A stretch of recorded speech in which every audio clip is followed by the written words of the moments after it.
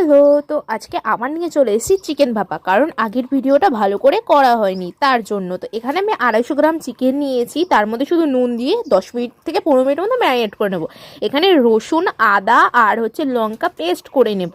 তো পেস্ট করার সময় আমি এখানে 50 গ্রাম মতন টক দই দিয়ে নিয়ে ভালো করে পেস্ট করে নিয়েছি। একটা বাটার দিয়ে নেব। তো বাটার দিয়ে ভালো করে মেল্ট করে এটাকে আমি এবার মিশিয়ে সব মশলাগুলো দিয়ে এবার মাংসগুলো এর মধ্যে দিয়ে নেবো। আর ওখানে কড়াইয়ের মধ্যে গরম জল কিন্তু দিয়ে নিয়েছি। টিফিন ভাটিটা কিন্তু জল না ছয় এরকমভাবে জলটা দিতে হবে। আমি এখানে হালকা একটু চিনি আর একটু নুন দিয়ে একটু ভালো করে মাখিয়ে টিফিন ভাটিটা এবার বসিয়ে দেবো।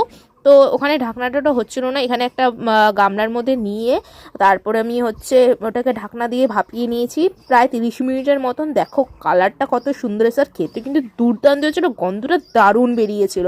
তোমরা যদি বাড়িতে ট্রাই করো তাহলে অবশ্যই আমাকে জানিয়ে, ভালো লাগলে চ্যানেলটাকে সাবস্ক্রাইব করে যেও অবশ্যই।